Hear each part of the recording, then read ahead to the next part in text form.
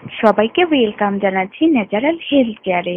আমাদের আজকের আলোচনার বিষয় জরায়ু মুখ ক্যান্সারের কারণ, লক্ষণ ও তার প্রতিকার।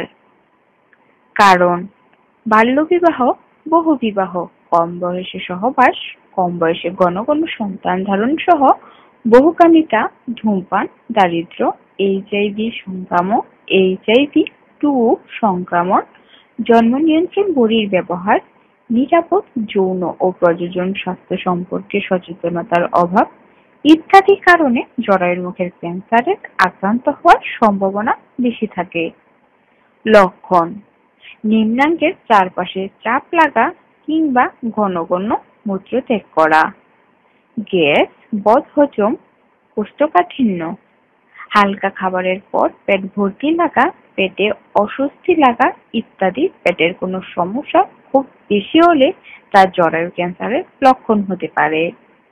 অন্য সময় থেকে পেটে অনেক পরিবর্তন দেখা দেয়া, পেটে অতিরিক্ত ব্যথা কিংবা পেট ফুলে থাকা, বমি বমি ভাব কিংবা বারবার বমি হওয়া, ক্ষুধা কমে যাওয়া, অতিরিক্ত ওজন বৃদ্ধি পাওয়া কিংবা ওজন অনেক বেশি কমে যাওয়া, যৌন মিলনের সময় ব্যথা পাওয়া, অতিরিক্ত ক্লান্তি বোধ করা, নারীদের মনোপোজ হওয়ার পরেও ব্লিডিং হওয়া।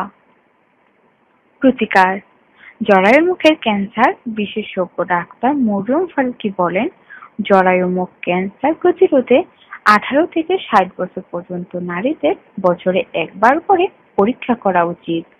তবে পরপর 2 বার রিপোর্ট নেগেটিভ হলে 3 অথবা 5 বছর পর পর পুনরায় পরীক্ষা করবেন। ঝুঁকিপূর্ণ নারীরা 3 বছর পর পর পরীক্ষা করবেন।